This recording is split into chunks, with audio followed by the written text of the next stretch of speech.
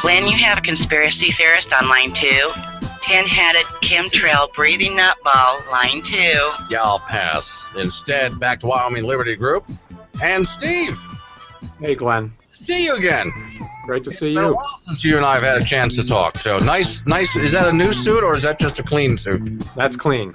That's just clean. Okay. All right. So he's here to talk with me about, oh my Lord, I just read the topic. And then Obamacare and young people is what we're talking about with you, right?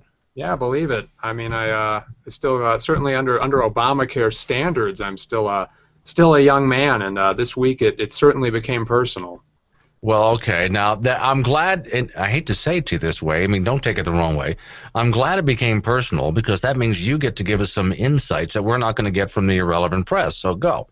Well, Glenn, it all started, as you know, 2 weeks ago when the Obamacare exchange opened over there at healthcare.gov, and we've been hearing little stories here and there about just how difficult this website is to work with. Delaware celebrated yesterday because their first person finally signed on after trying for 2 weeks. Right. And so that's where I was at for about 2 weeks of a holding pattern. Just for my own curiosity's sake, we've heard about what was going to happen to insurance rates within the exchange, and so I went ahead and tried to register, and it took a very long time. And then finally, I believe on Monday, I was able to finish my form. And then, but the problem is on the website itself, the area where you go to check for prices on premiums and different plans was locked. And on Monday, I made the mistake of leaving that web page open, and then by magic, I didn't click anything. There was no sign that I was in line. It just finally went to that section. So I guess I was waiting in line. I just didn't know it. So it may be a $600 million website, Glenn, and it's not very instructive. But I mean, you might call that magic. It's a magical website. Oh, sure, it's magic. You found the wormhole somewhere in there. But let me ask you, 'cause I've been looking at this in two parts. But unlike you, I haven't gotten on the website to try it. I've been afraid, Steve. I've been afraid. But okay, so is it because it's too complicated to fill out the forms and the website just stinks and it keeps crashing, or is it just the website stinks and it keeps crashing? I think it's the website just stinks, period. I mean, they didn't set it up properly. I mean, there's been a lot of talk about traffic and things like that, but I think it has a lot more to do with its structure. And I'm not a tech guru, but again, you know, when a website is crashing, you can't go to it at all. You know, that's how you know there's been too much traffic. But to say that it just simply keeps breaking every time you fill out certain forms, like trying to fill in security questions and things like that for your account. So the point is, you know, when I finally got there, I mean, it's the absolute greatest, biggest laugh I've had in a long time. And you know, I shouldn't be laughing because it's actually quite sad. But here I am, a 29-year-old single male non-smoker in Wyoming. And the cheapest plan I'm being offered in the exchange is a catastrophic plan, covers less than 60% of your total average cost of health care, and their low monthly premium, $261.60 a month. I gave this example to someone just the other day. My health care is a lot less than that, you know, because if something catastrophic happens to me, I'll go ahead and have that covered, which is a very low premium. It's not even in the hundreds of dollars. It's below $100 for something catastrophic happening. Other than that, when I go to see a doctor, I simply just go ahead and pay in cash. And since I don't see a doctor but maybe once every 5 or 6 years, wow, I'm saving a whole lot of money compared to this. Right, and even this plan requires a $30 copay, and I can go to an urgent care here in Cheyenne for $80 just to see a doctor about just about anything, and he can refer me to a specialist if he needs to. And a specialist, well, to visit them costs still probably less than this 1 month premium. I had to see a specialist a few years ago, and it was for one visit was about $225. Now that's not a low amount of money, but it's still less than what they want to charge me for a premium. Okay, so you're 29 years old, you said, right? Yeah. Okay, so you're still considered a young guy at this stage. I'm a young invincible. Well, yeah. I was about to say you're young, you're healthy, so you're not exactly eating tofu, but you're in shape. You know, okay. So what do you do then? What are you going to do for a healthcare plan? I'm going to continue doing what I was doing, Glenn, and I'm going to take that money and save it every month and pay for direct payment when I need it.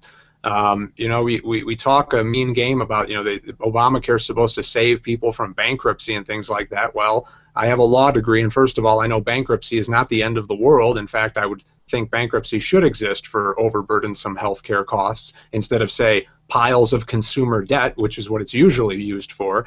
And then I will go from there.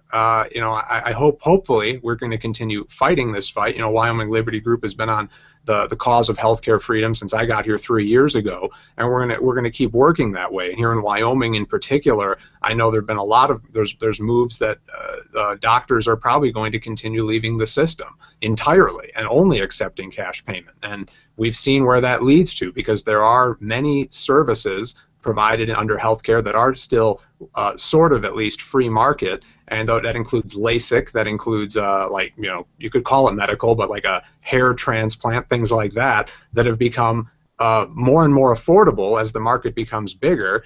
More people are utilizing them. I mean, they keep saying, they keep trying to tell us that market principles don't work in healthcare, and yet the few examples of where the market is allowed to work, it does. So, and again, even in the current system, as messed up as it is, when I had to go see a doctor a few years ago, go see a specialist, even have a procedure, that cost me, you know, when I paid cash, they were pumped because they didn't have to fill out all the paperwork with the insurance company, so consequently, they charged me less than half what they would have tried to bill the insurance company, and that worked out to, you know, right around, I think, $2,500, which was, oh, guess what, about $3,500 less than my deductible under this plan they want me to pay $260 a month for. Well, now this is what I've been trying to explain to people for a while. It's a matter of how many middlemen, first off, that you put in there. When you go to see a doctor and you pay your doctor directly, there is no middleman, so that's the cheapest possible cost. But when you're including insurance companies and all of their bureaucrats and the feds and all of their bureaucrats, now the doctor has to have an office full of bureaucrats of his own to do all the paperwork. You got to pay all those people, so it gets a lot more complicated and a lot more expensive. So if we really wanted to make healthcare cheaper in America, I guess the way to do it is just simply pay your doctor in person. I really, Glenn, I mean, I look at this plan, and I don't think I'm the exception here, because another thing to point out is I may be an attorney, and that always sounds like we make a lot of money, but I work for a nonprofit. You know, I make above the amount of money that would qualify me for any kind of subsidies to help pay for this, but I make well under what any objective measure of rich. In fact, the funny part is I do the math, and this, you know, $260 a month, that works out to a little over $3,000 a year. Next year, the Obamacare penalty, or tax, as they like to say, is going to be about 1% of my income. Well, you know, again, it may sound like, ooh, I'm a lawyer, but I make well under $300,000 a year, so you can bet I'm going to pay that penalty instead of buying this shakedown insurance. Well, shakedown insurance, I like that. So is the penalty going to be cheaper for you? Oh yeah, significantly. Even when it tops out, even at this price. And again, Glenn, we're talking the lowest possible plan in the exchange for me, a 29-year-old. It goes all the way up to, for these platinum plans, the minimum is $425.63 a month, with a high of $448. So it's, I mean, to get the Cadillac plan is actually more expensive than leasing a Cadillac. Well, and okay, I could get a Porsche for this price. Well, let me ask you real quick, because we're running out of time here. Okay, so in the state of Wyoming, do you know how many people even bothered to go to the website, much less sign up? Do we have any idea of the number? Healthcare.gov is being very, very guarded of the data that's coming out. We're hearing from some of the state exchanges, but I think it's going to be a long time before we get anything out of Health and Human Services. But I'll tell you, Glenn, this story, I've got all the details and screenshots from the healthcare.gov website when I'm trying to sign up and stuff. You can check out WYLiberty, WYLiberty.org, and the name of the blog post is Reality, the Affordable Care Act Isn't. Okay, I got to run. Out of time. Heartbreak. Good to see you again, Steve. Take care, Glenn.